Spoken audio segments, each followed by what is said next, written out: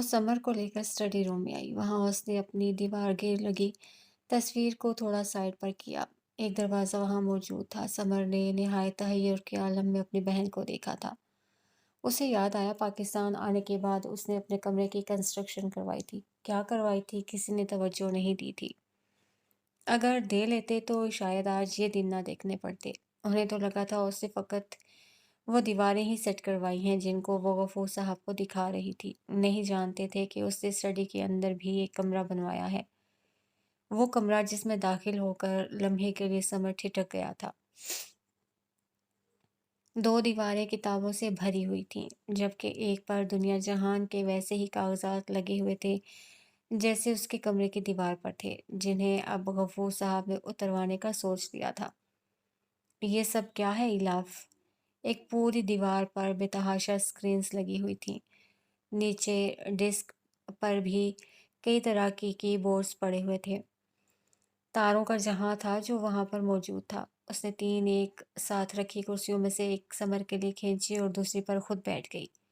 وہ ایلاف کی تقلید میں ہیڈ فونز کو کانوں میں لگا رہا تھا۔ اس نے سسٹم آن کیا اور وہ کلپ نکال کر اسے دکھائی جس میں زمین زاد اس کے سامنے آیا تھا اور اس کے آدمی نے کسی کو مار دیا تھا۔ سمر کے ماتھے پر پسینہ قطروں کی مانند جمع ہونے لگا۔ اس نے دانت کچکچائے۔ بزنس مین کے بیٹے کو مار دیا، وہ بڑبڑایا تھا۔ ایلاف نے ہیڈ فون اتار کر لکڑی کی سطح پر رکھے اور سمر کو دیکھنے لگی، جو اب اپنی جیب میں ہاتھ مارتے ہوئے اس لڑکے کی تصویر لے رہا تھا۔ آپ اسے جانتے ہیں؟ سمر نے تصویر اتاری، سیل فون جیب میں رکھا اور رخ اس کی طرف کر کے بولا، بائی فیس تو نہیں۔ وہاں ایک بار اسے شارٹ ویڈیو بھیجی تھی جس میں سب ہوسٹیجز کو دکھایا گیا تھا اور ساتھ میں کہا تھا کہ وہ ان سب کے سرپرستوں کی گردنیں چاہتا ہے۔ اس کے بعد یہ غائب ہو گیا۔ ہماری ٹیم اس تک پہنچنے کی کوشش کر رہی ہے، لیکن اس کا سرور کافی سٹرونگ ہے، ابھی تک پہنچ نہیں پائے اس تک۔ سمر نے تفصیل سے جواب دیا تھا۔ وہ بخار کی وجہ سے اترے ہوئے چہرے کے ساتھ سمر کو تک رہی تھی۔ تکنے کے بعد کہہ رہی تھی، وہ بلیک ہیٹ ہیکر ہے، اس نے بہت سیکیورٹی لگائی ہوئی ہے اپنے سسٹم پر۔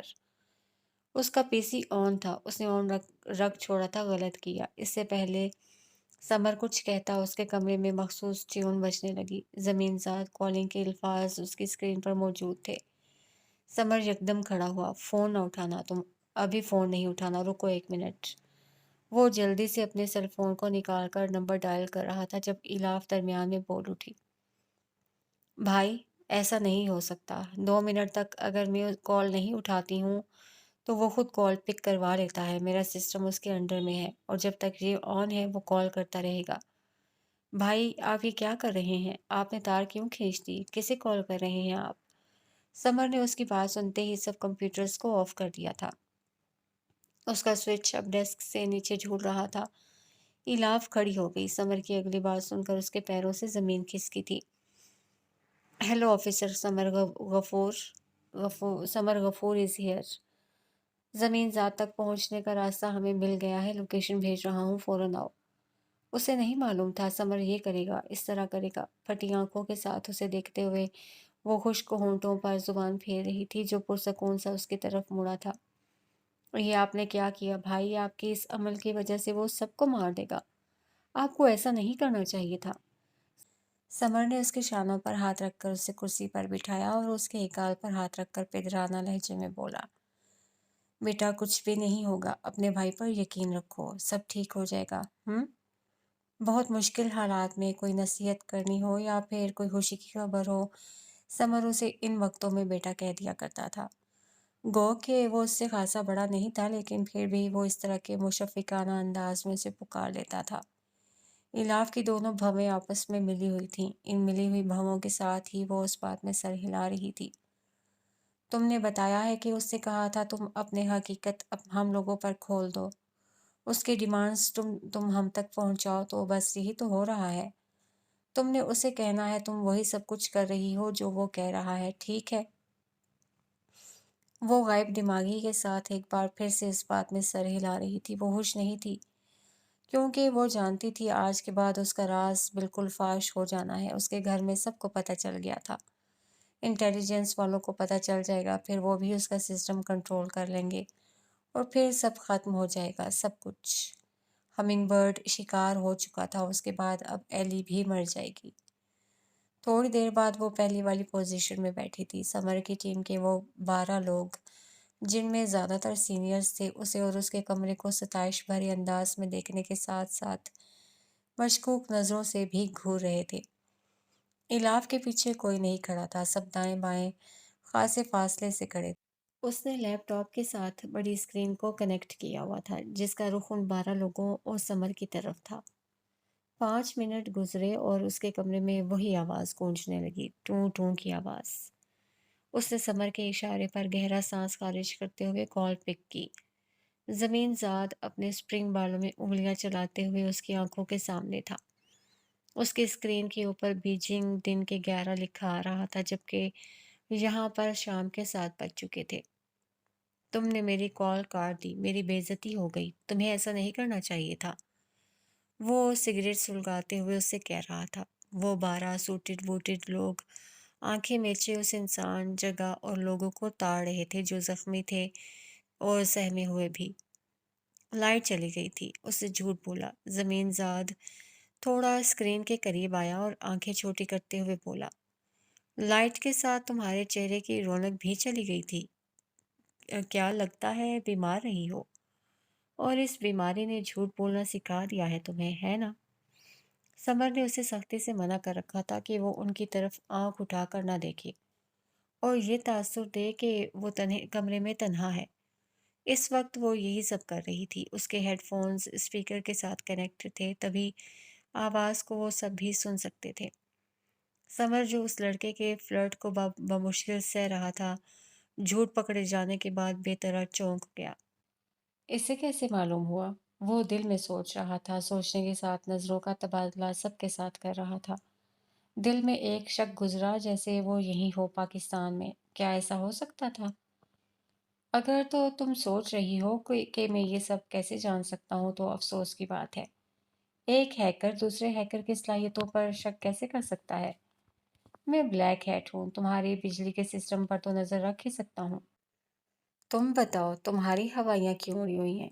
وہ ٹانگ پر ٹانگ چڑھا کر بیٹھا تھا، اسی سیاہ جینز اور ہوڈ میں جس میں وہ ابھی ابھی شاپنگ کر کے آیا تھا۔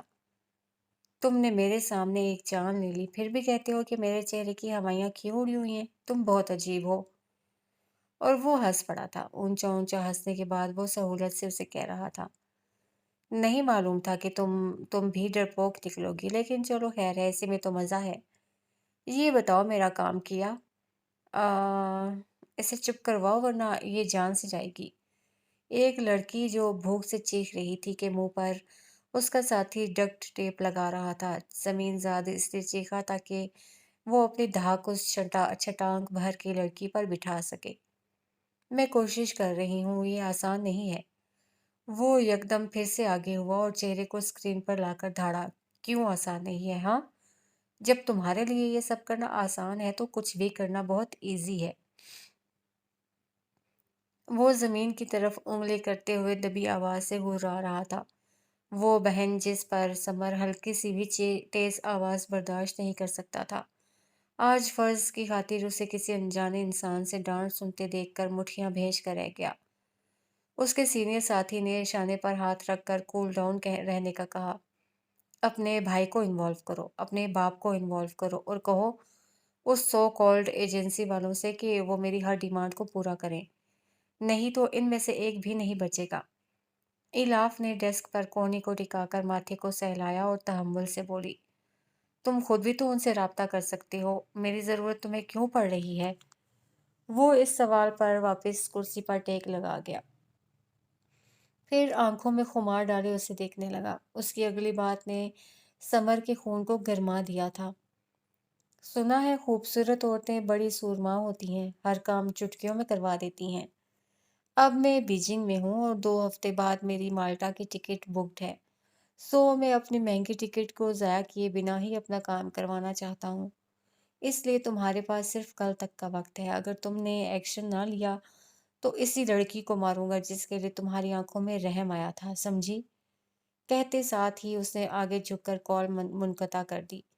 इलाफ ने ब्लैंक स्क्रीन को देखते हुए हेडफोन कानों से उतार कर अपने भाई को देखने लगी, जिसका चेहरा कदरे सुर्ख था। ये इंसान बीजिंग जरूर है, लेकिन माल्टा नहीं जा रहा, कहीं और जा रहा है। मुजरिम कभी भी अपनी सकूनत नहीं बताया करते। एक सीनियर की आवाज कमरे में उभरी थी, जिसे इलाफ ने सहूलत से रद्द कर दी। उसका पॉइंट भी काबिल तौसीफ था। बिल्कुल ठीक कहा आपने। मुजरिम कभी अपनी सकूनत नहीं बताते और ना ही अपना चेहरा दिखाते हैं। ये इंसान चेहरा दिखा रहा है, यानी वो छुपना नहीं चाहता और इसे मौत से डर भी नहीं लगता। सब ने एतराफन गर्दनें हिलाई। उनकी आंखों में इस छोटी सी लड़की के लिए सताइश थी। तुम्हारी बहन अच्छा बोलती है समर, इसके कॉन्सेप्ट क्लियर हैं। वो सब खड़े हो गए थे। समर तौसीफ वसूलने के बाद इन सबको गेट तक छोड़ने गया था। शायद वो उनके साथ ही हेडक्वार्टर चला गया था, तभी वापस नहीं लौटा था। इलाफ ने दूसरे पीसी पर स्टिल इस लड़के की तस्वीर पर नजरें गाड़ी, जो खुद को जमीन जात कहता था। वो कौन था, क्या करता था, उसका नाम क्या था, और वो ये सब क्यों कर रहा था। इस बात से सब नाआशना थे, और फिर भी वो उसके ख्वाब देखती रही थी। अपने उन ख्वाबों में उसे रोज मरता देखती रही थी। डार्क ब्राउन आंखें, खड़ी हुई नाक, सर पर चॉकलेट ब्राउन स्प्रिंग बाल और वैसी ही रुआं दाढ़ी, मगरबी एक्सेंट। अचानक से उसके दिमाग में रील की तरह याददाश्तों का गुजर हुआ था। उसने उंगलियों से दोनों कनपटियों को पकड़ा और सर को जोर कर झटका दिया। उफ! अक्सर उसके साथ ऐसा होता था। उसने खुद को मुतवाज़िन रखा, फिर आंखें खोलकर दोबारा उस लड़के को देखने लगी, जिसने कभी कहा था, मैं पाकिस्तानी निजात हूँ। उसने अब तक फ़कत 2 ही वीडियो कॉल्स की थीं उसके साथ। इन कॉल्स में उसने एक बात नोट की थी कि उसे अपनी गर्दन की पुश्त को खुजाने की आदत है। उसके सीधे हाथ पर छोटी उँगली से लेकर हाथ के एंड तक आड़ी तिरछी लाइंस में कुछ कुनंदा है। वो क्या है, ये पढ़ना मुश्किल था, क्योंकि लिखाई को डिज़ाइन में छुपाया गया था। वहाँ क्या लिखा था, ये वो जान जाएगी जब उससे मिलेगी। 1 मिनट, क्या यहाँ पर लिखा गया है कि वो उससे मिलेगी? बिल्कुल, ऐसा होगा ही तो कहानी आगे बढ़ेगी, और जब कहानी आगे ही नहीं बढ़ेगी तो अपने इख्तिताम को कैसे पहुंचेगी? तुम पाकिस्तानी नजाद हो और तुम कहते हो तुम बीजिंग में हो, जबकि ये बात गलत है मिस्टर ज़मीनज़ाद। तुम बीजिंग में नहीं, तुम पाकिस्तान में हो, और मैं तुम्हें ढूंढ निकालूंगी। उसकी तस्वीर से मुखातिब वो एक अज़म से बोल रही थी, और ये बात वो सब जानते थे कि अगर वो किसी चीज़ की ठान लेती थी तो उसे करके छोड़ती थी। क्या नहीं जानते थे? अनीशा अपना पिंक बैग दोनों कांधों पर डाले एक ग्राउंड में आकर रुकी, वहां जहां पर इस जैसे आर्ट के ढेर सारे स्टूडेंट्स मौजूद थे। उसके बाल लंबे थे, इसलिए उसने ढीला ढाला ऊंचा बन बना रखा था, जिसकी चंद आवारा लटें उसके दोनों गालों पर झूल रही थीं। वो एजल और कैनवस सेट करके पेंट की प्लेट में रंग निकालने लगी। ऐसा करते हुए उसका एक घुटना जमीन पर था और दूसरे पर हाथ में पकड़ी पेंट की प्लेट थी। ब्रशेस वो पहले ही नीचे निकाल कर रख चुकी थी। सब्ज नम घास पर कुछ ही फासले पर स्टूडेंट्स अपनी अपनी मनपसंद पेंटिंग्स बनाने में मसरूफ थे। कोई लैंडस्केप बना रहा था तो किसी ने कोसे कज़ाक को कैनवस पर उतार दिया था। कोई ऑयल पेंटिंग कर रहा था तो कोई एलियोडन को तो कोई अपने अपने मॉडल को सामने बिठाए मसरूफ था।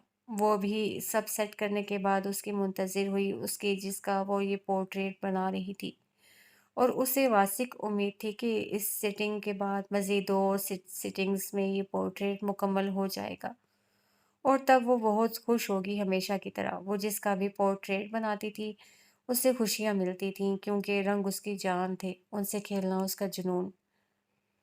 लगता है मैंने देर कर दी। आसमानी रंग के ट्राउज़र और हुड में वो उसके सामने आकर बैठा। उसके ट्राउज़र पर ऊपर से नीचे तक बटन्स लगे हुए थे, जो पिंडली पर जाकर थोड़े से खोले गए थे, जबकि सर पर जमी हुड की एक डोरी ऊपर थी और दूसरी खासी नीचे। खासी नहीं, लेकिन हाँ कर दी है। अनीशा ब्रशेस लेकर खड़ी हो गई। उसका मॉडल इस कुर्सी पर आकर बैठ गया था, जो यहाँ के इंतज़ामिया ने बतौर डोनेशन यहाँ रखी हुई थी। आने वाले ने मास्क उतारा, जैकेट की जेब से पैकेट निकालकर उसमें च्युइंगम थूकी और फिर उसे सील्ड करके वापस जेब में रख दिया।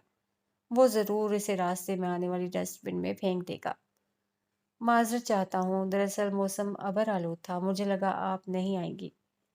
फिर ख्याल आया कि यही तो मौसम होता है अपने जुनून के साथ खेलने का, सो चला आया। उसकी लंबी वजाहत पर अनीशा के लबों पर मुस्कान आन दौड़ी। ये पिछले हफ्ते ही की तो बात है जब वो अचानक उसके सामने आ गया था और फरमाइश कर बैठा था कि वो उसका पोर्ट्रेट बनाए। अनीशा ने आर्ट से मोहब्बत करने वाले हर फर्द की तरह उसकी ऑफर कबूल कर ली। यूं वो उसका मॉडल बन चुका था। आपने दुरुस्त फैसला किया। अगर आप ना आते तो ये पेंटिंग अधूरी ही छूट जाती। वो ब्रश से स्याह रंग को मर्ज करते हुए कह रही थी। सामने बैठे शख्स का चेहरा अचानक से सपाट हुआ। उसने अपनी मुड़ी हुई पलकें उठाकर नाजुक सी लड़की को देखा और गंभीर आवाज में बोला, सुल्तान कोई चीज अधूरी नहीं छोड़ता। उसके जुमलों के फौरन बाद ही बिजली जोर से कड़की थी। गो के आसमान पर गदले बादलों का राज था और सूरज की रोशनी मफकूद थी। फिर भी आसार थे कि बारिश नहीं होगी, लेकिन अब ऐसा लग रहा था मींह फूट जाएगा और बारिश होगी, जोरदार बारिश। मुझे लगता है कि आज ये अधूरी ही रहेगी। जहां अनीशा की नाक पर बारिश का कतरा गिरा था, वहीं एबिक के गालों पर भी बारिश बूंद बूंद गिरने लगी। अनीशा ने फटाफट अपना सारा सामान फोल्ड किया और दोनों हाथों में सब थामे गाड़ी की सिमट दौड़ी। एबिक एजल उठा लाया था, खुली डिग्गी में डालकर उसे बंद करके मुड़ा। अनीशा अपने बैग को भी कार में रख रही थी। शुक्रिया, मैं कर लेती। वो सीने पर हाथ रखकर सर को झुका रहा था, यानी शुक्रिया वसूल कर रहा था। करने के बाद वो वापस ग्राउंड को देखने लगा, जहां लोग अब मुड़ मुड़ कर आ रहे थे। आप मुआवजा नहीं ले रही हैं मुझसे इसके बदले में? इतना तो कर ही सकता हूँ, चलें हम भी। अनीशा आज का दिन ज़ाया होने पर वापस कार की सिमत बढ़ रही थी जब उसकी फरमाइश पर रुकी। बारिश के सबब जमीन गीली होना शुरू हो चुकी थी। टपका टपका पानी घास पर गिरकर उसकी और कच्ची मिट्टी की खुशबू को पूरे माहौल में फैला चुका था। कहाँ? एबिक ने गहरा सांस भरा, घास मिली कच्ची मिट्टी की खुशबू को दिल में उतार कर बोला, वापिस वहीं जहाँ से छोड़कर आए हैं। मुझे ये मौसम पसंद है। उसकी आवाज़ और भूरी आंखों में ऐसी मकनातीसियत थी कि अनीशा को पल भर में लगा वो उसकी असीर हो जाएगी। उसने खामखा पलकें झपकी। दिल की रफ्तार थोड़ी सी तेज हुई थी। तेज तो ये रफ्तार तब भी हुई थी जब वो उसकी आंखों को कैनवस पर उतार रही थी। गहरी झील सी पुरस्रार आंखें। उसने सर झटक दिया। लेकिन मुझे बारिश नहीं पसंद, मुझे इससे उलझन होती है। उसने इनकार किया था। सामने वाले को इनकार को इकरार में बदलना आता था। वो मेस्मराइजिंग अंदाज में मुस्कुराते हुए एक कदम आगे आया और अपना हाथ उसके आगे फैलाते हुए बोला, जब संगत अच्छी हो तो हर उलझन दूर हो जाती है, ट्रस्ट में। और वो नहीं जानती थी उसने क्यों उसके हाथ पर हाथ रख दिया। ये उसकी तरबियत तो नहीं थी। ये तो वो रूल्स नहीं थे जिनको बचपन से वो जानती थी। तो फिर किस तरह वो किसी अजनबी के हाथ में हाथ दे सकती है? उसका दीन, उसका खून इस बात की इजाज़त नहीं देता था कि वो ऐसा करे। वो अनीशा जो डरपोक सी थी, जिसे मर्दों से उलझन होती थी, जिसे बारिश बिल्कुल पसंद नहीं थी, आज वही अनीशा किसी गैर मर्द के हाथ पर हाथ रखे बारिश की ओर बढ़ रही थी। क्या ये सिखाया था उसके वालिदैन ने इसे? कि हर लड़की के वालिदैन यही सिखाते हैं कि किसी नामहरम के साथ आप चल दो अंजाम की परवाह किए बिना? उसके दिल में कचोके लगने लगे थे। एबिक के हाथ में उसका हाथ लर्जा था। ये वो नहीं थी, ये उसकी तरबियत नहीं थी। उसका किरदार इतना हल्का नहीं हो सकता कि वक्ती ट्रांस का शिकार हो जाए। उसने जूं ही घास को स्नीकर्स के नीचे कुचला, बारिश ने उसे भिगो दिया था। उसे लगा वो घास नहीं कुचली है, बल्कि उसकी ज़ात है जो कुचल दी गई है। और आसमान से बारिश नहीं बरस रही है, वो कीचड़ है जो उस पर गिर रहा है। गिर कर सवाल कर रहा है कि बताओ अनीशा गफूर, तुम इस अनजान के साथ अपनी फितरत के बरक्स क्यों हो? बताओ, हमें जवाब दो। अब खामोश क्यों हो? बोल भी चुको, बोलो ना। उसने यकदम ऐबक के हाथ से अपना हाथ खींचा और गाड़ी की सिमत दौड़ लगा दी। ऐबक उसके भागने पर मुड़कर उसे देख रहा था। उसकी आंखें चुंधी थीं, पलकों पर बूंदें अब भी गिर रही थीं। گر کر پل بھر کو ان کو سیدھا کر دیتی مگر وہ پھر سے مڑ جاتی، جس طرح ابھی ابھی بوند کے گرنے کے بعد سیدھی ہوئی تھی۔ اس کا فون بج اٹھا تھا۔ ہوٹ کی جیبوں میں دونوں ہاتھ پھنسائے اس سے ایک باہر نکالا اور ٹراؤزر کی پاکٹ کی طرف اسے بڑھا دیا۔ برہان کا چہرہ اور اس کا نمبر اس کے سیل فون کی اسکرین پر روشن تھا۔ وہ روشن زیادہ تب لگا جب بجلی کڑکی تھی۔ ہاں بولو، اس نے اطراف میں نظریں گھماتے ہوئے استفسار کیا۔ ینگسٹر یہاں موجود تھے اور اپنے طرز کے مطابق بارش کو انجوائے کر رہے تھے۔ کیا بنا؟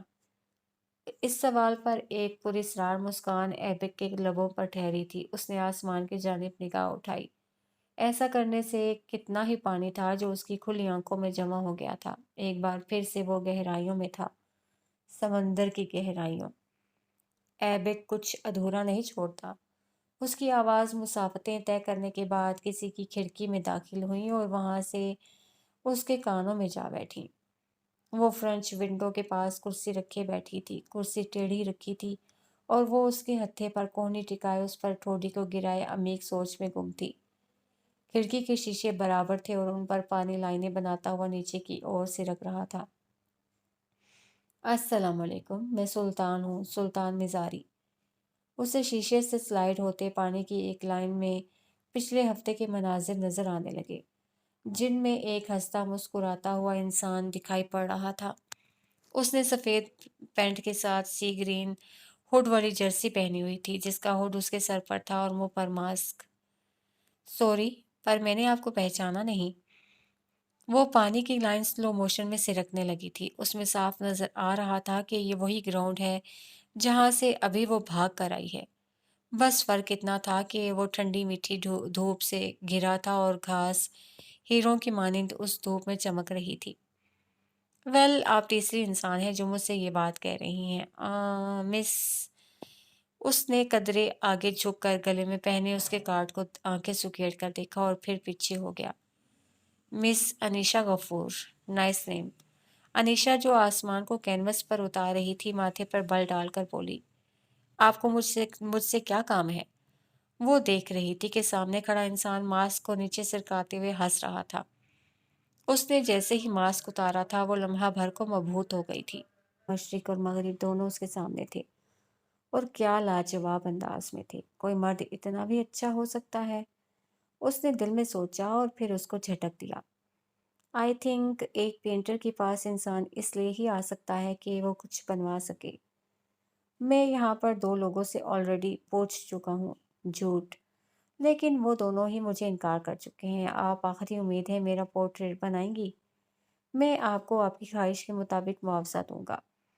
اس کے ایکسنٹ میں بھی مغربی ٹچ تھا۔ وہ شانے بھی ویسے ہی ہلا رہا تھا اور لفظوں کو بھی اسی طرح نکال رہا تھا، لیکن وہ اردو اچھی اور صاف بول رہا تھا۔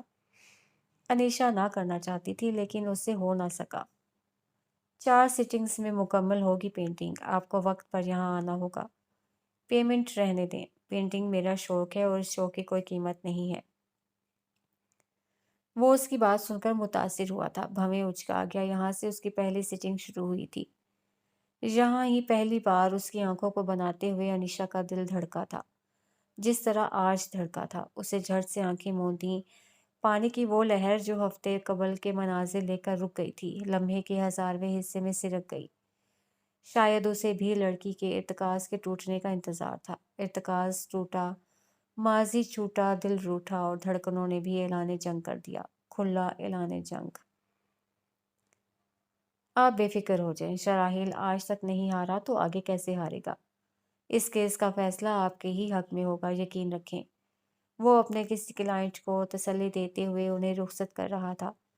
کر چکنے کے بعد وہ اپنے کیبن میں آیا اور کرسی سنبھال کر بیٹھ گیا۔ اس کا فون سائلنٹ پر تھا۔ کورٹ میں وہ فون کو سائلنٹ پر ہی رکھا کرتا تھا، اس لیے اسے نہیں پتہ چلا کہ کس کس نے کب کب اسے فون کیا ہے۔ اب سیل فون آنکھوں کے سامنے کیا تو سب سے زیادہ الاف کی کالز دیکھ کر وہ فون کو میز پر پٹک گیا تھا۔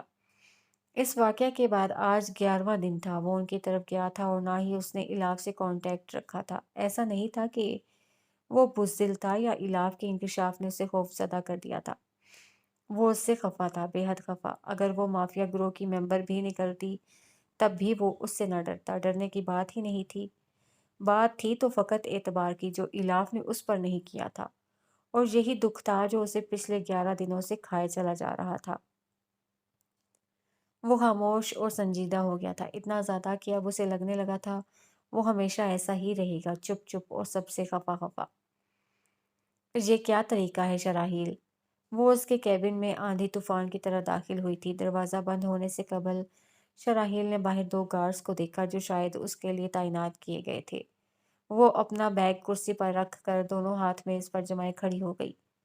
کیوں غائب ہو رہے ہو؟ ممی پریشان ہے، ڈیڈی کو فکر ہو گئی ہے، اور اس کی بات ختم ہونے سے قبل ہی وہ اسے درمیان میں ٹوک گیا۔ انداز سرد اور نپت اللہ سا تھا۔ اور تم؟ اپنے بارے میں کہ تمہارا کیا خیال ہے؟ وہ چونک گئی۔ شیرز کے پیچھے چھپی آنکھوں کے ساتھ وہ سیدھی ہوئی۔ کیا مطلب؟ شراحیل نے ہاتھوں کو باہم پھنسایا اور سابقہ انداز میں بولا، مانو اس نے برف کی دکان لگانی ہو۔ اس کا ہر لفظ کمرے میں برف کی مانند ہی تو اکٹھا ہو رہا تھا۔ مطلب یہ کہ میرا کچھ دن چھپنا تمہارے گھر والوں کو اتنا کھل رہا ہے؟ اور اس کا کیا جو تم نے کیا؟ تم نے بھی تو خود کو چھپا کر رکھا تھا نا، وہ بھی بے تحاشا سالوں سے۔ اور وہ جو یہ سمجھی تھی شراحیل ڈر کر منظر عام سے غائب ہوا ہے، اپنی بے وقوفی پر سر جھٹک کر رہ گئی۔ کیسے بھول سکتی تھی کہ سامنے بیٹھا انسان کیسے کیسے گنڈوں اور انسانوں کو ڈیل کرتا ہے؟ وہ بھلا کیوں کر اس بات سے خوفزدہ ہو کر خود کو مخفی کرے گا؟ سلیشی، تم مجھ سے خفا ہو؟ اس نے گہرا سانس بھر کر دریافت کیا، حالانکہ اس سوال کی کوئی تک نہیں تھی۔ شراحیل چند ثانیے اسے تکتا رہا۔ اس کی نظروں کا مفہوم تھا، اب بھی پوچھنے کی ضرورت ہے؟ اچھا۔ اس نے آنکھیں بند کر کے کھولیں اور توقف کے بعد بولی، اچھا ٹھیک ہے، آئی ایم سوری، غلطی ہو گئی مجھ سے۔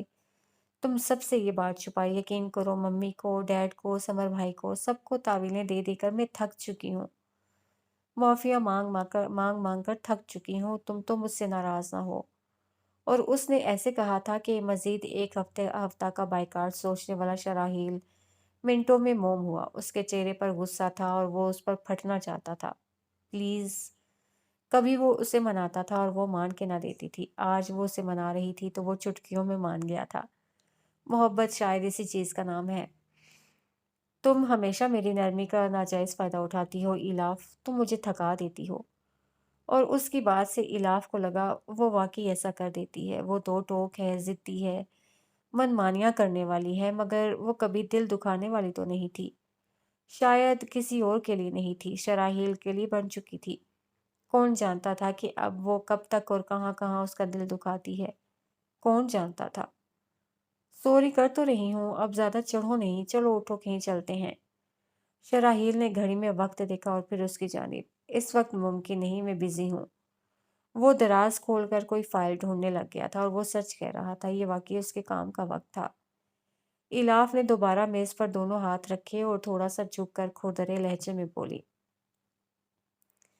مسٹر شراحیل پاشا، آپ اپنی بات پر قائم ہیں؟ دراز میں فائل ڈھونڈتے شراحیل نے سر اٹھا کر اسے دیکھا جو بھویں اچکائے کھڑی تھی۔ پھر اس نے آواز کے ساتھ دراز کو بند کیا اور کھڑا ہو گیا۔ چلے محترمہ، خرید رکھا ہے آپ نے ہمیں، حکم عدولی کا تو سوال ہی پیدا نہیں ہوتا۔ وہ گاڑی کی چابی اٹھاتے ہوئے دروازے کی طرف آ رہا تھا۔ الاف اس کے پھولے سے چہرے کو دیکھ کر مسکرا دی۔ یہ گارڈز ہمارے ساتھ نہیں جائیں گے، مجھے ان سے چھٹکارا چاہیے۔ اس نے دروازے کی نوک پر ہاتھ رکھ کر مڑ کر اسے شوقی نظروں سے دیکھا۔ اس کی نظریں کہہ رہی تھیں، یعنی یہاں پر بھی میں استعمال ہوا ہوں تو ہے مجھ پر۔ وہ شانے اچکا کر اس کے پیچھے چل دی۔ وہاں سے خاصی دور، بہت بہت دور، سمر ہاتھوں میں فائلز تھامے تیز قدموں کے ساتھ ایک کمرے میں داخل ہوا، وہاں جہاں باقی کے چند سینئرز بھی بیٹھے ہوئے تھے۔ اغوا کار کی ایک تصویر کی کئی کاپیز بورڈ پر چسپاں تھیں۔ اس کے بارے میں معلومات سلائیڈز پر چل رہی تھیں جنہیں انویسٹیگیٹر بڑے تحمل کے ساتھ میز کے ارد گرد بیٹھے افسروں کو دے رہا تھا۔ ڈپٹی کمشنر یاور بھی وہاں موجود تھا۔ اس لڑکے کا تعلق بغداد سے ہے۔ وہ آدمی جو کچھ بتا رہا تھا وہ آلریڈی ان فائلز میں درج تھا جن کی کاپیز سب کے آگے رکھی ہوئی تھی۔ سمر نے فائل کے صفحے پلٹائے اور نگاہ اٹھا کر سلائیڈز کے آگے کھڑے بندے کو دیکھنے لگا جو مزید کہہ رہا تھا، اس کی بہن اور ایک گرل فرینڈ تھی۔ اس انسان نے اپنے نام کے ساتھ تمام ہسٹری کو ہر جگہ سے مٹایا ہوا ہے۔ اس لیے اس بارے میں ابھی خاطر ہوا معلوم نہیں ہوا ہے۔ بہن کے بارے میں پتہ چلا ہے کہ وہ قدرتی موت مری تھی، لیکن ہاں جو اس کی گرل فرینڈ تھی اسے قتل کیا گیا تھا، یہی کوئی 2018 میں۔ معلومات کے حساب سے وہ 2015 میں پاکستان آیا تھا۔ یہاں پر پی سی میں اس نے چند دن گزارے، اس کے بعد وہ ایک مہمان کی حیثیت سے مارگلا کے قریب بنے فلیٹس میں سے ایک میں 3 دن مزید رہا تھا، پھر وہ واپس بیجنگ چلا گیا تھا۔ لیکن 2017 میں وہ واپس آیا اور پورے 1 سال پاکستان رہا۔ اس دوران اسے ایک لڑکی سے محبت ہوئی تھی اور وہ سن 2018 کے شروع میں اس سے واپس لوٹنے کا وعدہ لے کر گیا تھا اور پھر کبھی پاکستان نہیں آیا۔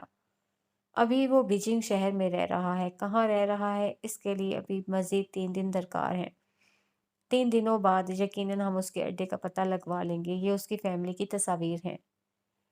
وہ آدمی سائڈ پر ہو کر نیم اندھیرے کمرے میں ان تصاویر کو چلانے لگا، جن میں سے ایک کو دیکھ کر کسی کی آنکھوں میں چونکنے کا تاثر پیدا ہوا تھا۔ وہ لڑکی جانی پہچانی تھی جو مسکراتے ہوئے سڑک پر کسی کو مڑ کر دیکھ رہی تھی۔ اس کے بال لٹوں کی صورت شانوں پر گرے تھے، پشت سامنے تھی اور وہ شانے پر ٹھوڑی ٹکائے مسکرا کر دیکھ رہی تھی، ایسے جیسے وہ چلتے چلتے کسی کی بات سن کر مڑی ہو، مڑ کر مسکرائی ہو۔ 5 سال پہلے، سمر کے لب ہولے سے ہلے، قتل ہوئی تھی یہ لڑکی۔ 5 سال پہلے قتل ہوئی تھی۔ اس کی آنکھیں پرسوچ تھیں اور دماغ میں عجیب سے مناظر چلنے لگے تھے، وہ مناظر جو ناآشنا تھے اور آشنا بھی۔ اسے ایسا کیوں لگا کہ وہ اس لڑکی کو دیکھ چکا ہے؟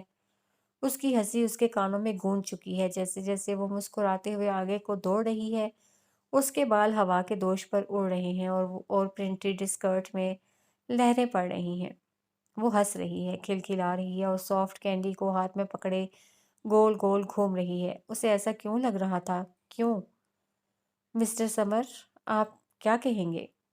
وہ یاور کی بات پر ٹھٹک کر اپنے حواس درست کرنے لگا۔ فائل جوں کی توں اس کے آگے پڑی تھی اور اسکرین اب تاریک تھی۔ کمرہ روشن ہو چلا اور اس روشنی میں اس کی آواز گونج اٹھی۔ مجھے لگتا ہے اس سب کا تعلق اس کی گرل فرینڈ سے ہے جو قتل ہوئی تھی۔ اس کا انداز ابھی بھی سوچتا ہوا سا تھا، وہ شاید اس کی وجہ سے یہ سب کر رہا ہے۔ سارجنٹ شیخ نے مائک کے آگے منہ کیا اور روشنیوں سے بھرے کمرے میں بولنے لگے۔ یقیناً یہی وہ ہے جس کی وجہ سے وہ یہ سب کر رہا ہے، لیکن ایک عورت کے قتل کے پیچھے 10 لوگوں کا ہاتھ نہیں ہو سکتا۔ 10 لوگ کبھی بھی مل کر اس طرح کی بے وقوفی نہیں کر سکتے۔ اس کہانی کے پیچھے ضرور کچھ ایسا ہے جو مس ہو گیا ہے، جسے کھوجنے کی ہمیں اشد ضرورت ہے۔ اور مجھے لگتا ہے اس وقت صرف ایک انسان ایسا ہے جو یہ کام بہت اچھے سے کر سکتا ہے۔ سب نے سوالیہ نگاہیں ان کے چہرے پر گاڑی، ان کے چہرے پر جو سمر کو دیکھ رہے تھے، دیکھنے کے بعد کہہ رہے تھے، پر کون؟ سب کے مشترکہ سوال پر انہوں نے یک لفظی جواب دیا، وہ جواب جو سمر کو متحیر کر گیا۔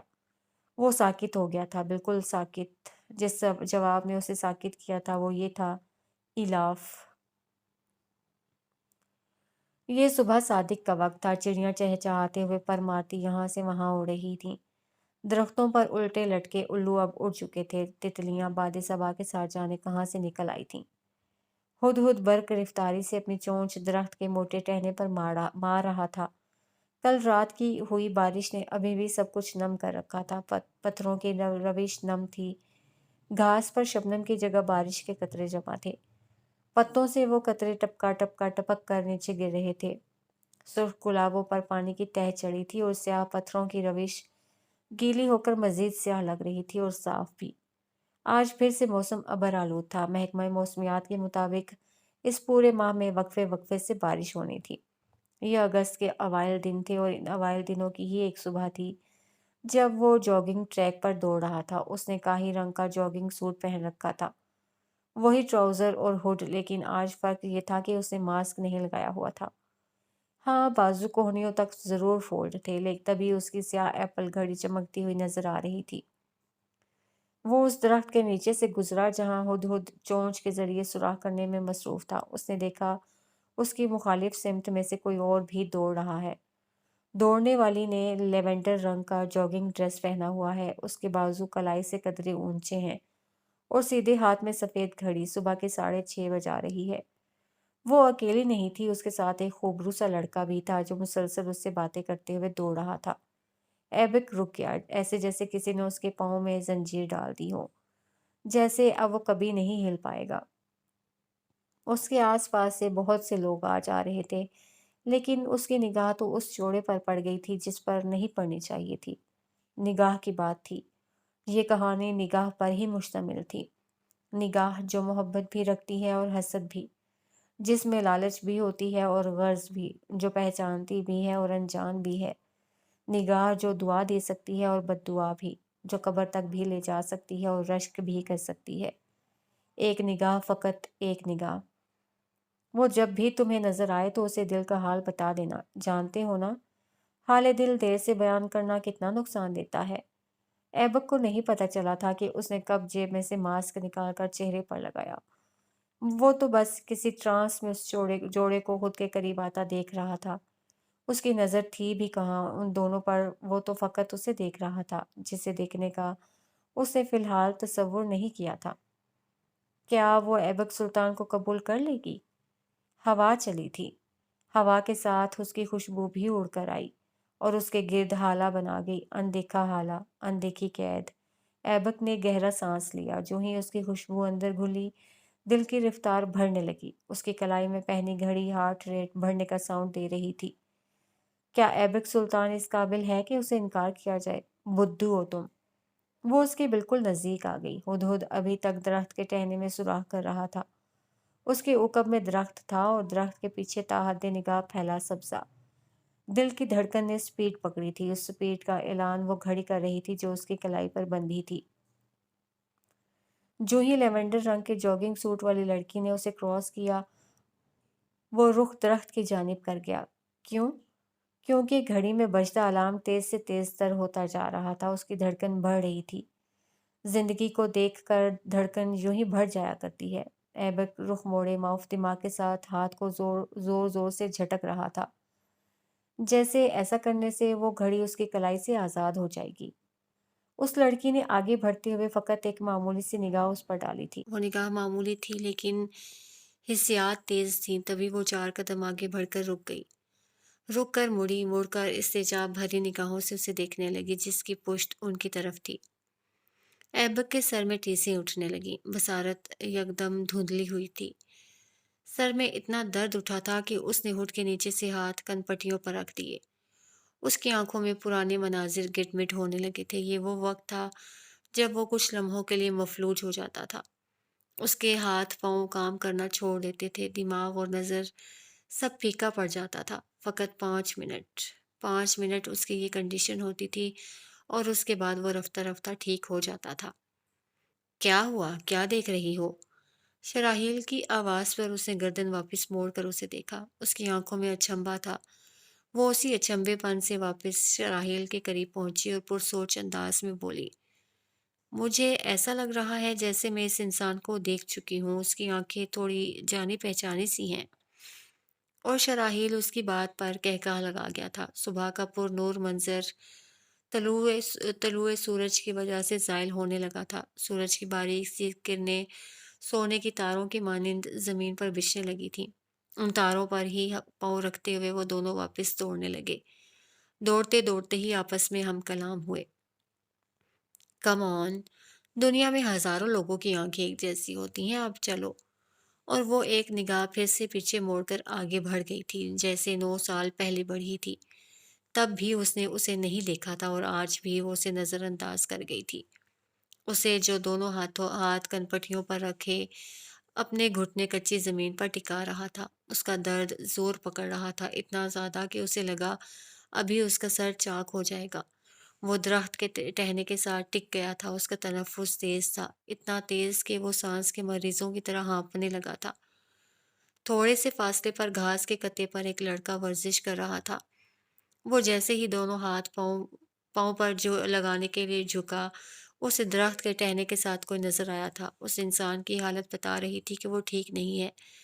تبھی وہ لڑکا بھاگتا ہوا اس کے پاس آیا اور شانے سے اسے ہلا کر پوچھنے لگا، برو، کیا ہوا تمہیں؟ کیا ہو رہا ہے؟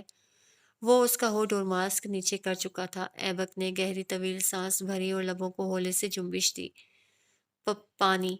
وہ لڑکا سر ہلاتے ہوئے دوڑ کر اپنے سامان میں سے پانی کی بوتل لایا اور اس کا ڈھکن کھول کر اس انجان لڑکے کے منہ سے لگا دیا۔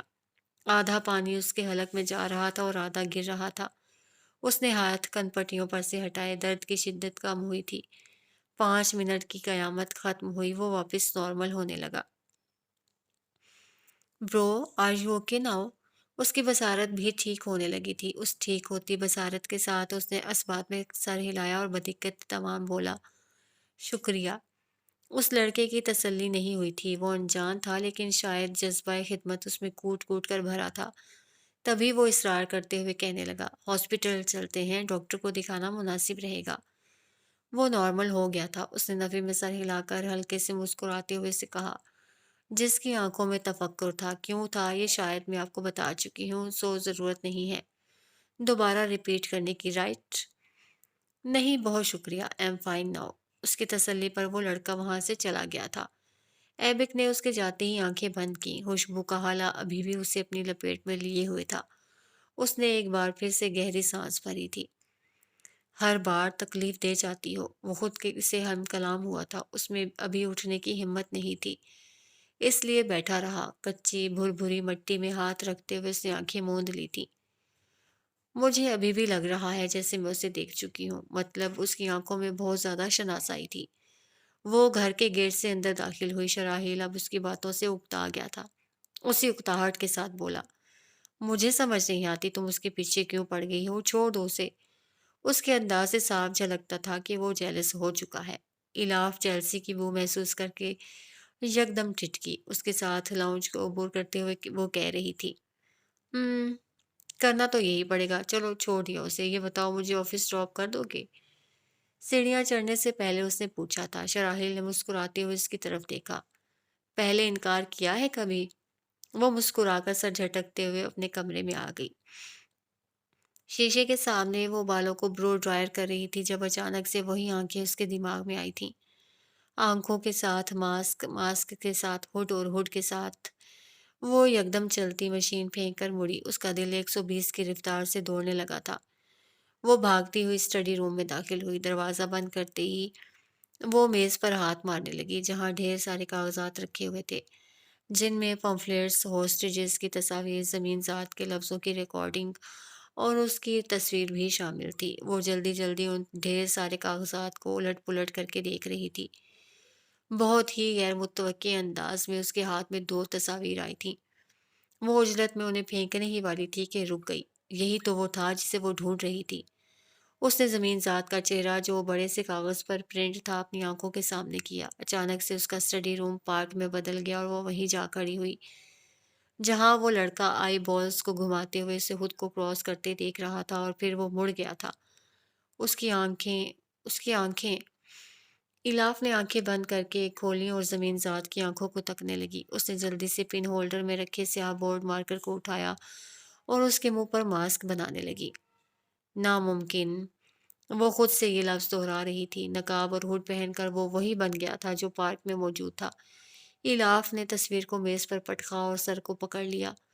اگر وہ پاکستان میں ہے تو کیسے ساری کڑیاں اسے بیجنگ سے ملا رہی ہیں؟ نہ صرف اسے بلکہ اس کی قید میں موجود تمام لوگوں کو بھی۔ اتنا بڑا جھول نہیں ہو سکتا، کچھ نہ کچھ تو گڑبڑ ہے، ضرور ہے، وہ سوچ رہی تھی۔ ساتھ میں کلائی میں پہنی گھڑی کو بھی دیکھ رہی تھی جو 9 کا وقت بتا رہی تھی۔ اس کے آفس کا ٹائم ہو چلا تھا۔ وہ کیا کرے، اس کی سمجھ میں نہیں آیا۔ مادام آ جائیں، میرا آج کیس ہے، مجھے کورٹ جلدی پہنچنا ہے۔ شراحیل کی آواز پر اسے گہرا سانس بھرا۔ ہم شکل بھی تو ہو سکتے ہیں، اس دنیا میں کتنے ہی لوگ ایک صورت کے ہیں۔ میں بھی زیادہ ہی سوچنے لگی ہوں۔ شراحیل ٹھیک کہتا ہے۔ خود کی بودی تشفی کروا کر وہ کمرے سے چلی گئی تھی۔ میز پر نقاب پوش کی تصویر جوں کی توں پڑی رہی۔